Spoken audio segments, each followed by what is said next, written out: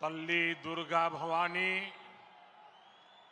कोल्लू विन्नाई पुण्य भूमि पे मी अंदरीनी कलवड़म नाकू आनंदमुगा उन्नति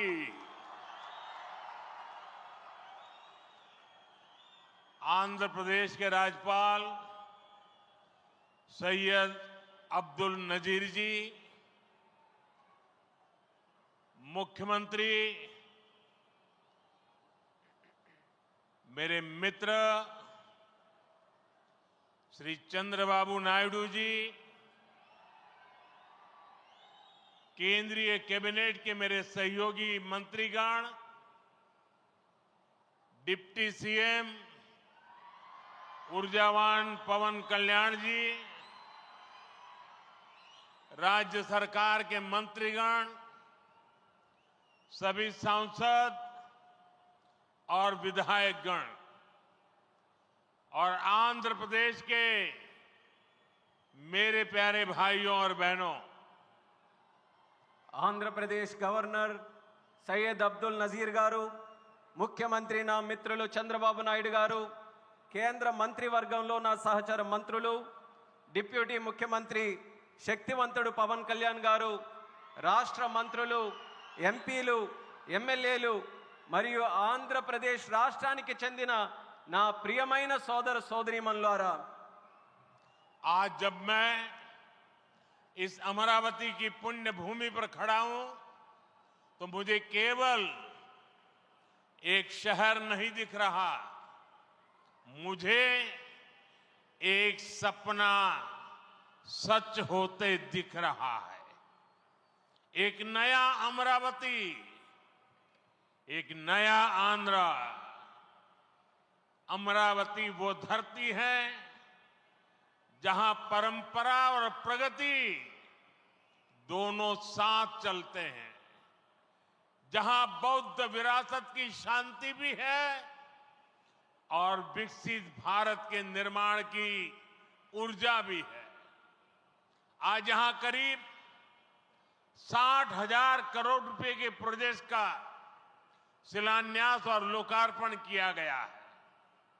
ये प्रोजेक्ट सिर्फ कंक्रीट का निर्माण नहीं है, ये आंध्र प्रदेश की आकांक्षाओं की, विकसित भारत की उम्मीदों की मजबूत नींव भी है। मैं भगवान वीरभद्र, भगवान अमरलिंगेश्वर और तिरुपति बालाजी के चरणों में प्रणाम करते हुए आंध्र प्रदेश की सम्मानित जनता को बहुत बहुत बधाई देता हूं। मुख्यमंत्री चंद्रबाबू नायडू गारू और पवन कल्याण जी को भी मैं बहुत बहुत शुभकामनाएं देता हूं। అమరావతి అనే పుణ్యభూమిపై ఈ రోజు నేను నిలబడి ఉన్నప్పుడు నాకు కనిపిస్తున్నది ఒక నగరం మాత్రమే కాదు, నాకు ఒక కల నిజమవుతుంది అన్న భావన కలుగుతుంది। ఒక కొత్త అమరావతి, ఒక కొత్త ఆంధ్రప్రదేశ్। అమరావతి అంటే సాంప్రదాయం మరియు పురోగతి కలిసి నడిచే భూమి। ఇక్కడ బౌద్ధ వారసత్వం యొక్క శాంతి ఉంది, అలాగే వికసిత భారతదేశాన్ని నిర్మించుకోగలిగిన శక్తి కూడా ఉంది। ఇవాళ సుమారు 60,000 కోట్ల రూపాయల విలువైన ప్రాజెక్టులకి శంకుస్థాపనలు మరియు ప్రారంభోత్సవ కార్యక్రమాలు చేస్తున్నాం। ఇవి కేవలం కాంక్రీట్ నిర్మాణాలు మాత్రమే కావు, ఇవి ఆంధ్రప్రదేశ్ ఆశలకు మరియు వికసిత భారతదేశ ఆశయాలకు ఒక బలమైన పునాది వేయబోతుంది। నేను వీరభద్ర స్వామికి, అమరలింగేశ్వర స్వామికి మరియు తిరుపతి వెంకన్న స్వామికి వారి పాదాలకి నమస్కరిస్తూ ఆంధ్రప్రదేశ్ ప్రజలకు హృదయపూర్వక శుభాకాంక్షలు తెలియజేసుకుంటున్నాను। అలానే ముఖ్యమంత్రి చంద్రబాబు నాయుడు గారికి, పవన్ కళ్యాణ్ గారికి నా ప్రత్యేక శుభాకాంక్షలు తెలియజేస్తున్నాను। साथियों, हम सब जानते हैं इंद्रलोक की राजधानी का नाम अमरावती था और अब अमरावती आंध्र प्रदेश की राजधानी है। ये सिर्फ संयोग नहीं है, ये स्वर्ण आंध्रा के निर्माण का भी शुभ संकेत है। स्वर्ण आंध्र विकसित भारत की राह को मजबूत करेगा और अमरावती स्वर्ण आंध्र के विजन को ऊर्जा देगी। अमरावती केवलम ओक नगरम कादो, अमरावती ओक शक्ति आंध्र प्रदेश नो आधुनिक प्रदेश का मार्चे शक्ति आंध्र प्रदेश नो अधुनातन प्रदेश గా మార్చే శక్తి। మిత్రులారా, ఇంద్రుడు తాలూకా రాజధాని పేరు అమరావతి అని మన అందరికీ కూడా తెలుసు. ఇప్పుడు అమరావతి మన ఆంధ్రప్రదేశ్ రాష్ట్రానికి రాజధానిగా నిలిచింది.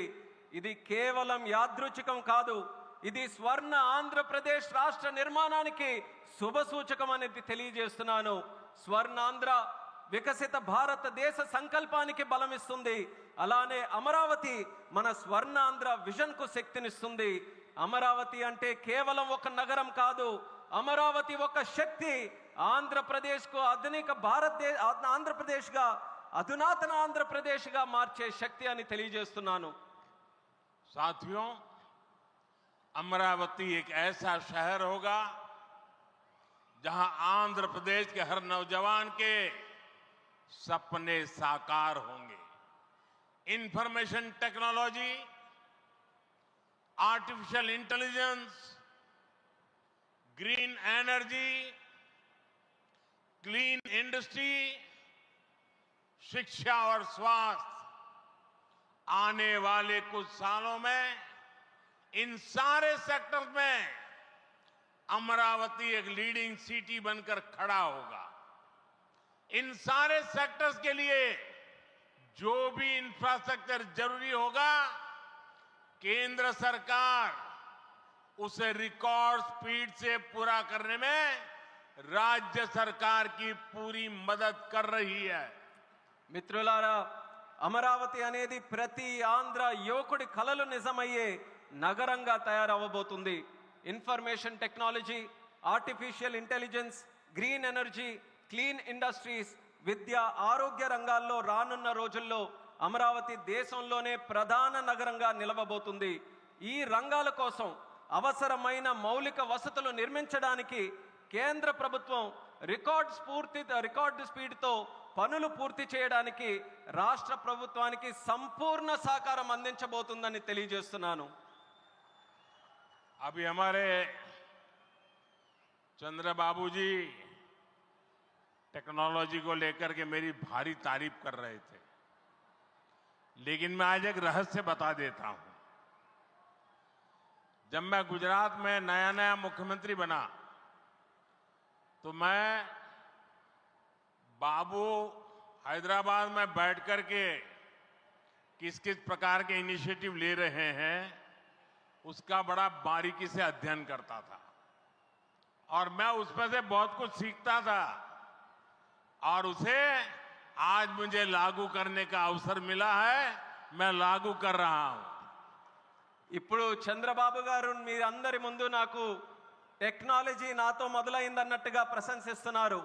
కానీ నేను మీ అందరికీ కూడా ఒక రహస్యం చెప్తాను. నేను సరికొత్తగా ముఖ్యమంత్రి అయినటువంటి రోజుల్లో గుజరాత్లో ఉన్నప్పుడు అప్పుడు చంద్రబాబు నాయుడు గారు ఆంధ్రప్రదేశ్లో హైదరాబాద్లో ఐటీని ఏ రకంగా డెవలప్ చేస్తున్నారో నేను క్లోజ్గా అబ్జర్వ్ చేసి అధికారులను కూడా పెట్టి అబ్జర్వ్ చేయించి ఆ రోజు నేను చాలా దగ్గరగా తెలుసుకున్నటువంటి విషయాలు మళ్ళీ తిరిగి ఈరోజు ఆంధ్రప్రదేశ్కి వచ్చి మళ్ళీ మీ అందరి ముందు ఈరోజు నేను చేయగలుగుతున్నానన్నది తెలియజేస్తున్నాను. और मैं अपने अनुभव से कहता हूं, फ्यूचर टेक्नोलॉजी हो, बहुत बड़े स्केल पर काम करना हो और जल्दी से इसे जमीन पर उतारना हो तो वो काम चंद्रबाबू उत्तम से उत्तम तरीके से कर सकते हैं. అలాగే నా అనుభవంతో చెప్తున్నాను, పెద్ద స్కేల్లో ప్రాజెక్టులు చేయాలన్నా తొందరగా అవి పూర్తి చేయాలన్నా మంచి క్వాలిటీతో అవన్నీ కూడా పూర్తి చేయాలన్నా దేశంలో చంద్రబాబు నాయుడు గారి కంటే దాంట్లో మిన్న మరెవ్వరూ కూడా లేరు అనేది ఈ సభాముఖంగా తెలియజేస్తున్నాను. साथियों, 2015 में मुझे प्रजा राजधानी का शिलान्यास करने का अवसर मिला था। बीते सालों में केंद्र सरकार ने हर प्रकार से अमरावती के लिए मदद दी है। यहां बेसिक इंफ्रास्ट्रक्चर के निर्माण के लिए सभी कदम उठाए गए हैं। अब चंद्रबाबू गारू के नेतृत्व में राज्य सरकार बनने के बाद सारे ग्रह जो लगे थे अब हट गए हैं। यहां विकास कार्यों में तेजी आ गई है। हाई कोर्ट, विधानसभा, सेक्रेटेरिएट, राजभवन, ऐसी कई जरूरी बिल्डिंग बनाने के कामों को भी प्राथमिकता दी जा रही है। మిత్రులారా 2015లో ప్రజల రాజధానిగా అమరావతికి నేను శంకుస్థాపన చేశాను. గత 10 ఏళ్లలో కేంద్ర ప్రభుత్వం అమరావతికి అన్ని రకాలుగా మద్దతుగా నిలిచింది. ఇక్కడ మౌలిక వసతుల నిర్మాణానికి అవసరమైన ప్రతి అడుగు కూడా వేసింది. ఇప్పుడు చంద్రబాబు నాయుడు గారి నాయకత్వంలో ప్రభుత్వం ఏర్పడిన తర్వాత అభివృద్ధి మరింత వేగంతో ముందుకు వెళ్తుంది.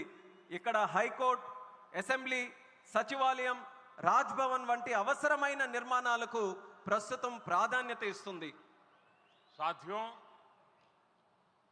एनटीआर गारू ने विकसित आंध्र प्रदेश का सपना देखा था।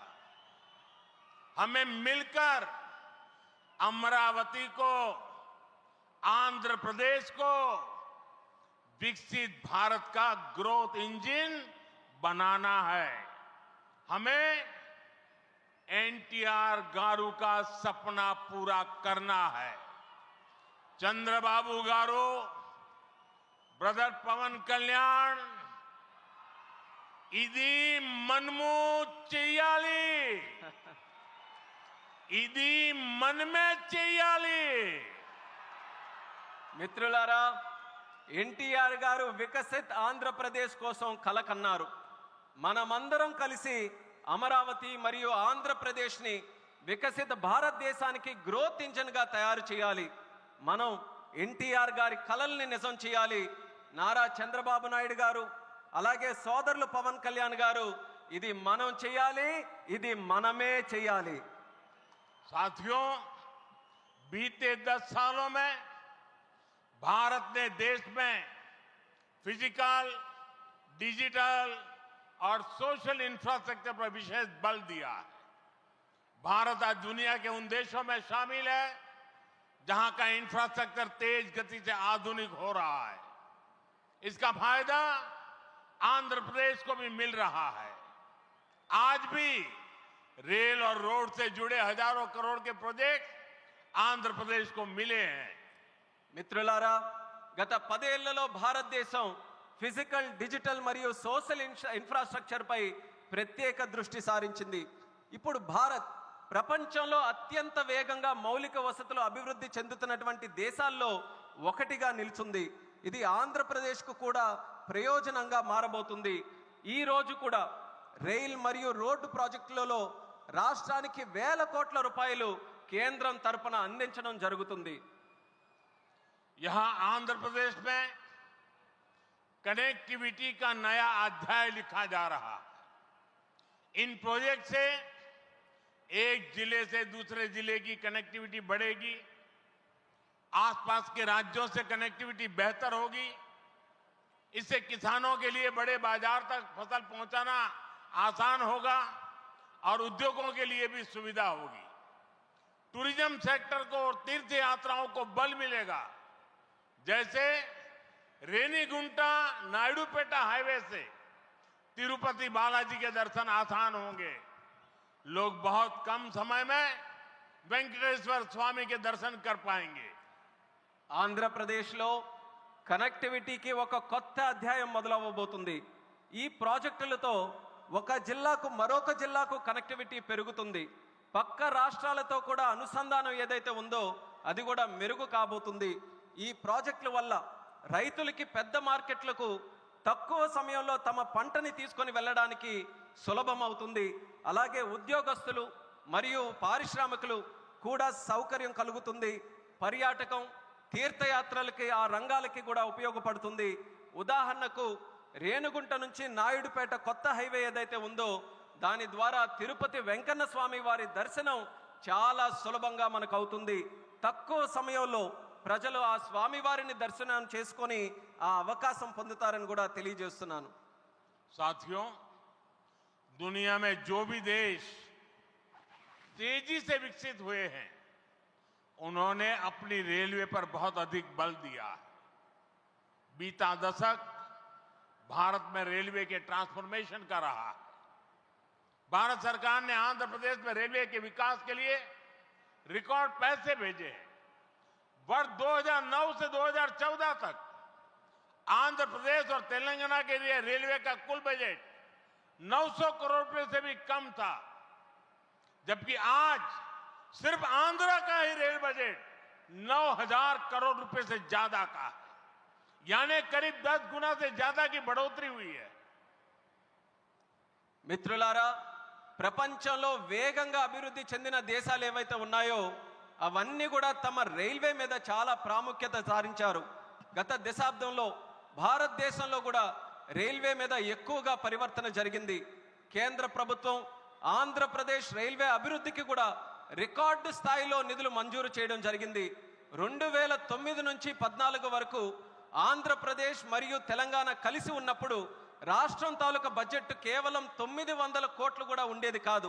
కానీ ఇప్పుడు కేవలం ఆంధ్రప్రదేశ్కు మాత్రమే రైల్వే బడ్జెట్ 9000 కోట్ల దాటి ఈరోజు అందిస్తున్నాం.